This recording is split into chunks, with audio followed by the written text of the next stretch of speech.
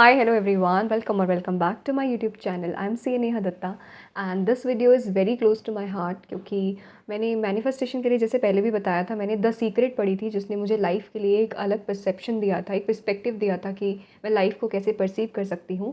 पर the secret में कुछ बातें मुझे इनकम्प्लीट लगी थी, जैसे कि उसमें एक मेन फॉर्मूला जो होता है उसका आस्क, बिलीव एंड रिसीव, कि आपको जो चाहिए वो मांगे, बस विश्वास करिए और आपको वो मिल जाएगा। अब जब भी हम विश्वास करिए बोलते हैं तो हम अगर कुछ लिखते हैं तो हमें उस बात पे विश्वास नहीं होता है। उसकी वजह से क्या होता है कि अगर मैं अभी क्वालिफाइड नहीं हूँ और मैं एक एफर्मेशन लिख रही हूँ कि मुझे क्वालिफाई, कि मैं अगर मैं एफर्मेशन लिखूँ, right now I am not qualified, okay, I am preparing for my exam and I am writing affirmations कि जो मुझे चाहिए मैं उसके लिए लिख रही हूँ कि I am a qualified chartered accountant. तो जब जब भी आप वो एफर्मेशन लिखते हैं तो अंदर से एक आपको लैक की फीलिंग आती है और वो लैक की फीलिंग आपको ये बताती है कि you are lying, you are not qualified yet.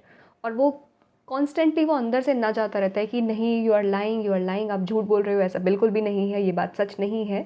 तो ये फीलिंग हमें एक पॉइंट पे जाकर इतना हमारे अंदर फ्रस्ट्रेशन पाइल अप कर देती है कि जो हम टेक्निक्स कर रहे थे वो हमें पॉजिटिव इम्पैक्ट देने की जगह नेगेटिव इम्पैक्ट देने लग जाती है। तो इसलिए बहुत लोगों ने मुझे कमेंट सेक्शन में लिख के भी बताया था द सीक्रेट वाली में कि हम भी ये सब ट्राई करते हैं, मैं हमने भी कभी पढ़ा था द सीक्रेट, उसको अप्लाई करने की कोशिश करी, पर हमें लाइफ में जो हम मांग रहे थे, whatever we are asking for, हमें उसका उल्टा मिल रहा था। तो हम अच्छी चीज़ें बोल रहे हैं पर हमारे साथ फिर भी उसको ऑपोजिट चीज़ें हम अपनी लाइफ में अट्रैक्ट कर रहे हैं। तो जब मैंने एक बुक पढ़ी the power of your subconscious mind, then everything start making sense to me, फिर मैंने उसको अप्लाई करा अपनी लाइफ में, then I start to get the results. तो क्या है ऐसी चीज़ उसमें? Majorly as the book name itself says the power of your subconscious mind. मतलब हमारे दिमाग में हम दो तरह के माइंड है, हमारे कॉन्शियस माइंड और एक सबकॉन्शियस माइंड। कॉन्शियस माइंड जो हमारा रीजनिंग और लॉजिक के बेसिस पे काम करता है। तो अगर मैं आपसे कहूँ कि अगर आपको क्वालिफाई होना है तो आप लिखने लग जाइए कि I am a chartered accountant, या अगर आप जॉब के लिए अप्लाई कर रहे हैं और आप जॉब मैनिफेस्ट करना चाहते हैं तो आप लिखने लग जाइए कि I have got my dream job. तो इसमें क्या होगा, अगर आप लिखना शुरू करेंगे आपका लॉजिकल माइंड बहुत ज़्यादा उससे कॉन्ट्रडिक्ट करेगा बात से, वो कहेगा ये बिल्कुल झूठ बात है और ये सच नहीं है। सबकॉन्शियस माइंड क्या होता है कि आपका, हमारा जो 10% ब्रेन है वही, सिर्फ 10% ब्रेन ही कॉन्शियस माइंड है, बाकी 90% जो हमारा सारी नॉलेज जहाँ पर स्टोर है वो है हमारा सबकॉन्शियस माइंड। जब भी आप सबकॉन्शियस माइंड पे के बारे में कहीं पर पढ़ेंगे तो वहाँ लिखा होता है कि सबकॉन्शियस माइंड में अगर एक बार कोई आइडिया आपका चला जाए तो उस चीज़ को मैनिफेस्ट होने से कोई नहीं रोक सकता। तो मतलब आपको अपने लॉजिकल ब्रेन में ना फंस के अपने सबकॉन्शियस माइंड तक बात पहुंचानी है। पर conscious mind is like a gatekeeper, जब तक गेट कीपर वहाँ पर खड़ा है तब तक आप अपने सबकॉन्शियस माइंड, जो कि महल है पूरा अंदर, वो उसमें सारी चीज़ें आपको मिल जाएंगी जो आपको चाहिए। पर बाहर एक कॉन्शियस माइंड, मतलब एक गेट कीपर खड़ा है, वो आपको अंदर आने ही नहीं देगा, मतलब आपके आइडिया को अंदर तक आने ही नहीं दे रहा है, वो उसे वहीं से रिजेक्ट कर रहा है, आप में वो फ्रस्ट्रेशन की फीलिंग ला रहा है। तो आपका जो भी आप अचीव करना चाहते हैं वो आपका आइडिया आपके सबकॉन्शियस तक नहीं पहुंच रहा है, इसलिए चीज़ें मैनिफेस्ट नहीं हो रही हैं। तो अब अपने सबकॉन्शियस तक अपना आइडिया कैसे पहुंचाया जाए? तो इसके लिए बहुत सारी टेक्निक्स होती हैं, जैसे कि उसमें से एक टेक्निक होती है एफर्मेशन की, या फिर विजुअलाइजेशन आप कर सकते हैं, या फिर लोग विजन बोर्ड बनाते हैं कि हम रोज़ रोज़ उस चीज़ को देखेंगे तो एक टाइम बाद हमारा सबकॉन्शियस माइंड में कहीं ना कहीं बैठने लग जाएगी वो पिक्चर। तो और इसका एक और तरीका है जो इस बुक में बहुत अच्छी चीज़ मुझे लगी, आई अप्लाइड दिस, कि एक जो स्टेट होता है हमारा सोने से जस्ट पहले, when we are about to sleep पर हम सोए नहीं हैं, उस स्टेट को हम थीटा स्टेट बोलते हैं। जब हम बेड पे लेट गए हैं जाके, हम बहुत रिलैक्स्ड हैं, हम जस्ट सोने ही वाले हैं, उससे जस्ट पहले वाला एक स्टेट। तो उस टाइम हमारा कॉन्शियस माइंड थोड़ा थोड़ा शांत होने लग जाता है। तो अगर हम उस टाइम पे अपनी कोई भी, आप एक लाइन की एफर्मेशन बना लीजिए, और अगर वो एफर्मेशन को आप बार बार उस टाइम पर बोलते हैं, just before you are about to sleep, या as soon as you get up, तो वो जो एकदम आप उठते हैं या एकदम जब आप सोने जा रहे हैं, अगर आप अपने माइंड में लास्ट थॉट वही वाला डालेंगे जो आप अचीव करना चाहते हैं, तो आपका सबकॉन्शियस माइंड रोज़ रोज़ उस थॉट को सुन के फिर काम पर लग जाता है और फिर आपके हिसाब से चीज़ें होने लग जाती हैं। इस बुक में एग्जाम्पल लिखा है, जैसे किसी को सुबह उठना है तो वो रात को बोल के सोए कि मैं हमेशा टाइम से उठ जाता हूँ, मेरा बेड, मेरी रूम की पूरी सराउंडिंग्स ऐसा एनवायरनमेंट क्रिएट करती है कि अपने आप मेरी 6 बजे आँख खुल जाती है। ऐसा बहुत लोगों ने एक्सपेरिमेंट करा और उन्होंने देखा कि बिना अलार्म के उनकी नींद खुलने लग गई एग्जैक्ट सुबह 6 बजे, क्योंकि वो ऐसा ही बोलकर सोते थे। तो ऐसी बहुत सारी स्टोरीज़ और बहुत सारी चीज़ें इस बुक में लिखी हैं। उसमें एक और चीज़ मैं बताना चाहती हूँ कि जैसे हम सोचते हैं कि हमारे लाइफ में चीज़ें हो क्यों नहीं रही जैसा हम चाहते हैं, पर हम क्या करते हैं, अगर मैंने किसी को एफर्मेशंस लिखने को बोला, अब वो एफर्मेशंस क्या, दिन के 5-10 मिनट कोई एफर्मेशन लिखेंगे कि मैं बहुत अच्छे से पढ़ाई कर रही हूँ, मेरी पढ़ाई बहुत अच्छे से हो रही है, मैं हर दिन बहुत सीख रही हूँ, मैं बिल्कुल प्रिपेयर्ड हूँ। ये बोलेंगे वो दिन के 10 मिनट, क्योंकि उन्हें किसी रैंडम यूट्यूबर से उन्होंने या किसी रैंडम वीडियो से उन्होंने सुन लिया कि आपको एफर्मेशंस प्रैक्टिस करनी है। आप दिन के 10 मिनट वो एफर्मेशन बोलते हैं और उसके अलावा 24 घंटे में से सिर्फ 10 मिनट एफर्मेशन करते हैं और बाकी पूरे टाइम आप नेगेटिव बातें कर रहे हैं, पूरे टाइम आप वरी कर रहे हैं, आपको घबराहट हो रही है, आप चिंता कर रहे हैं, चीज़ों को लेके आप परेशान हो रहे हैं। तो जो भी हम लाइफ में वो अट्रैक्ट करते हैं जो भी हमारे डोमिनेंट थॉट्स होते हैं। जब दिन के 23 घंटे और कितने मिनट बचे, 10 मिनट हटा के 40 मिनट्स, दिन के अगर 23 घंटे 40 मिनट्स आपके दिमाग में सेम चीज़ चल रही है, 40 नहीं 50 मिनट्स बचे ना, कैलकुलेटर के बिना कैसे कर रही हूँ मैं गड़बड़।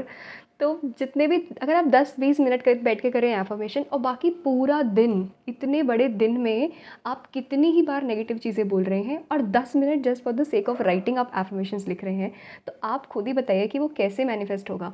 अगर आपको कहीं जाना है, आप ड्राइवर को बहुत सारी डायरेक्शंस देते रहें। एक बार बोले आप मुझे यहाँ जाना है, मुझे राइट टर्न लेना है, फिर आप बोले मुझे लेफ़्ट टर्न लेना है, फिर आप शाम को फिर से एफर्मेशंस लिखने बैठ गए कि मुझे राइट टर्न चाहिए, फिर बाकी आप पूरे दिन मुझे लेफ़्ट टर्न चाहिए। अगर आप ऐसे इतनी कन्फ्यूज़ डायरेक्शन देंगे तो ड्राइवर आपको कहाँ लेके जाएगा? वो इरिटेट होकर आपको गाड़ी से उतार देगा कि आप पहले खुद क्लियर होके आओ कि आपको जाना कहाँ पर है। So give clear directions. अगर आप बहुत बड़े लंबे चौड़े एफर्मेशंस मत बनाइए, कोई भी एक लाइन का एफर्मेशन बनाइए and try to repeat it n number of times a day. ऐसा नहीं है कि आपने सिर्फ एक बार लिख लिया बस हो गया, आपने एक बार बैठ के 55 टाइम्स कुछ लिख लिया और बाकी पूरा दिन आप पेसिमिज्म में घूम रहे हैं, ऐसा नहीं करना है। Try to repeat that affirmation n number of times a day. तो एक कोई छोटी सी एफर्मेशन जैसे मैं हमेशा बताती हूँ कि मेरे साथ सब कुछ बहुत अच्छा होगा, तो जब भी आपको टेंशन हो, वरी हो, एंजाइटी हो, कुछ भी हो, repeat this affirmation again and again. Second, एक मैं एफर्मेशन बहुत ज़्यादा बोलती थी एग्ज़ाम टाइम पे and I still do that कि divinity guide me every time, I always get divine guidance, I allow divinity to take charge of my life. तो अगर मैं ये बोल रही हूँ कि मैंने डिवाइन को अलाउ करा है कि वो मेरी लाइफ का चार्ज ले ले, इसका मतलब कि अब मैं चिंता नहीं कर रही हूँ ना। एक तरफ मैं बोल रही हूँ कि ठीक है डिवाइन मेरा ध्यान रखेगी और दूसरी तरफ मैं वरी और चिंता करे जा रही हूँ, it won't even make sense. कितनी कॉन्ट्रडिक्टरी बात है। तो इसलिए आप एफर्मेशंस करें। एक तो try to do that just before hitting bed and you get a, कोई एक छोटी एफर्मेशन अपनी बनाएं, just 1 line and repeat it n number of the time. जब भी कभी चिंता हो, एंजाइटी हो, अपने जहाँ भी आप पढ़ने बैठते हैं उसको लिख के वहाँ पे रख लें। कोई भी एग्जाम से रिलेटेड एक बना लीजिए, या how you want your life to go या how you want your exam to go, उसके रिगार्डिंग आप एक कोई भी लाइन बना के वो रख लीजिए एंड उसे ही रिपीट करते रहिए। ये हुआ कि आप क्लियर डायरेक्शन दीजिए और हर समय पेसिमिज्म के मोड में मत रहिए। एक और बात है कि कभी भी नेगेटिव सेंटेंस को कंप्लीट मत करिए। तो आप पूरे दिन सही वाले मूड में या पॉजिटिव वाइब्स में कैसे रह सकते हैं कि आप कभी भी नेगेटिव वाला जो आपका सेंटेंस है उसे कंप्लीट ना करें। मैंने कुछ पॉइंट्स आपके लिए जॉट डाउन करके रखे हैं यहाँ पे। कोई भी जब लगे ना कि मुझे नेगेटिव सेंटेंस बोलना है, डोंट कंप्लीट दैट। धीरे धीरे आप खुद को कॉन्शियस हो जाएंगे इस चीज़ के लिए, खुद को रोकेंगे तो आपको धीरे धीरे आदत पड़ जाएगी और आप नेगेटिव बोलना कम कर देंगे। Okay, I'll highly recommend you to read this book once and you will be amazed to know about your mind और कैसे हम अपने माइंड से ही सारी हीलिंग्स कर सकते हैं। इस बुक में बहुत सारी टेक्निक्स दी हैं जिससे कि आप अपने माइंड से ही अपनी पूरी बॉडी को, अपनी सारी लाइफ की सिचुएशन को हील कर सकते हैं। And I know you have your exams and आप ज़्यादा टाइम बुक रीडिंग में इन्वेस्ट नहीं कर सकते हैं, so for that I have got something for you. Kuku FM is India's leading audiobook platform with over 1000 plus hours of content library, with over 4.5 plus ratings and a huge library of non-fiction content. Kuku FM making learning easy and catering your need to intake more ideas in less time via audiobooks. I recently completed the book summary of The Power of Your Subconscious Mind by Dr. Joseph Murphy. Although ये book मैंने पहले read करी हुई थी, but book summary से आप पिछले सारे पढ़े हुए पॉइंट को बहुत अच्छे से रिकलेक्ट कर पाते हैं और वो ज़्यादा टाइम तक रिटेन रहता है। और आप जब भी बुक समरी सुनिए सो मेक श्योर कि आप उसमें इंपॉर्टेंट और की पॉइंट्स जो हैं वो साथ साथ लिखते जा रहे हैं कि ताकि आप उन्हें फ्रीक्वेंट इंटरवल्स पे रिवाइज कर पाएँ। So link is in the description box. Download the Kuku FM app now by using code NEHA50. First 250 users can grab the exclusive 50% discount on the subscription price. So grab the offer now. Have you ever experienced this कि आप exam hall में बैठे हैं, आप बहुत कोशिश कर रहे हैं, खुद को फोर्स कर रहे हैं कि क्वेश्चन देख के कि ये आंसर मैंने पढ़ा हुआ है, मुझे याद क्यों नहीं आ रहा, वो याद नहीं आता। And the moment you step out of the exam hall, the answer click like ये था उसका क्वेश्चन का आंसर, नहीं वाला वो उस टाइम याद आ जाता तो मैं पेपर में लिख देता। ऐसा क्यों हुआ कि एग्ज़ाम हॉल से बाहर आते ही आपकी सारी मेमोरी रीस्टोर हो गई? वो इसलिए हुआ क्योंकि उस पर्टिकुलर एग्ज़ाम दिन के लिए आप अपने माइंड में बहुत ज़्यादा एंग्जायटी वाले थॉट्स क्रिएट कर रहे थे उस दिन के लिए। और सेकंड चीज़, आप अपने दिमाग को बहुत ज़्यादा प्रेशराइज़ कर रहे थे और बहुत एफर्ट लगा रहे थे कि मुझे वो चीज़ याद आ जाए। This is known as law of reversed effort. जब आप ज़बरदस्ती किसी चीज़ को करने की कोशिश करते हैं तो आपको उसको पॉजिटिव की जगह उसके नेगेटिव इम्पैक्ट दिखने लगते हैं। सिर पे गठरी रख के आप ज़्यादा दूर तक नहीं चल सकते। ऐसे ही खुद को इतना प्रेशराइज़ करके आप सही तरीके से काम कैसे कर पाएंगी? So try to be a little bit free, थोड़ा रिलैक्स माइंड में रहें। एग्ज़ाम टाइम पे बहुत ज़्यादा ज़रूरी है कि आप खुद को एक रिलैक्स स्टेट में रखें। और एफर्मेशंस आपकी हेल्प करती हैं या और मेडिटेशन आपकी हेल्प करती हैं आपको उस रिलैक्स वाले जोन में लाने के लिए। और एक और चीज़ जो मैंने एक एग्जांपल इस बुक में बहुत सारी स्टोरीज़ हैं और उसमें से एक स्टोरी जो मुझे बहुत कैची लगी, मैं उसमें आपको एग्जैक्टली बताती हूँ। Let me share the story first.